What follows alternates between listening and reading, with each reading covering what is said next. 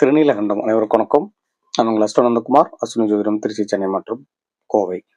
நம்ம இந்த சீரீஸ்ல கர்ம நட்சத்திரங்கள் அப்படின்றத பத்தி பார்த்துட்டு வந்துட்டு இருக்கோம். 14 கர்ம நட்சத்திரங்கள் இருக்கு. 27 நட்சத்திரங்கள்ல 14 கர்ம நட்சத்திரங்கள் இருக்கு. அந்த கர்ம நட்சத்திரங்கள் என்ன மாதிரியான கர்ம வினைகளை கொண்டிருக்கும், அந்த கர்ம வினைகளை குறைக்கிறதுக்கு என்ன மாதிரியான கோயில் போகணும் அப்படிங்கிறதான் நம்ம சூட்சமா பார்த்துட்டு வந்துட்டு இருக்கோம்.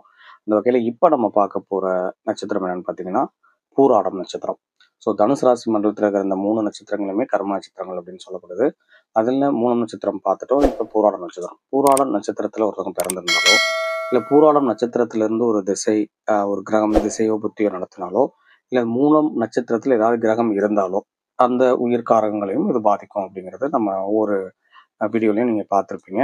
ஸோ அந்த வகையில் பொதுவாக பூராடம் நட்சத்திரத்தோட கர்ம வினை என்ன அப்படின்னு பார்த்தீங்கன்னா, முற்பிறவிலையோ இல்லை முன்னாடியோ குரு மாதிரி இருந்திருப்பாங்க இல்லையா, அந்த குரு மாதிரி இருந்த அவங்களோட சாபம் வாங்கியிருக்கிறது, இல்லை அவங்களோட மனைவி அல்ல அவங்களே ஒரு பெண்ணே குருவாக இருந்து அந்த பெண்கிட்ட தவறாக நடந்துக்கிறது, இல்லை ஏதோ ஒரு குருவோடைய குழந்தைகள், குருவோட பெண் குழந்தைகள், இல்லை குருவோட மனைவி, இந்த மாதிரி குரு சம்பந்தப்பட்ட பெண் தோஷம் அப்படிங்கிறத நீங்கள் புரிஞ்சுக்கணும்.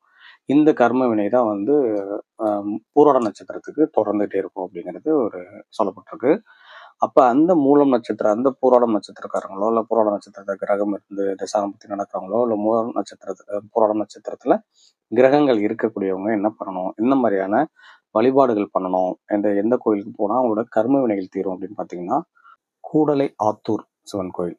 கூடலை ஆத்தூர் சிவன் கோயில்ங்கிறது வந்து நர்த்தன வல்லபேஸ்வரர் கோயில்.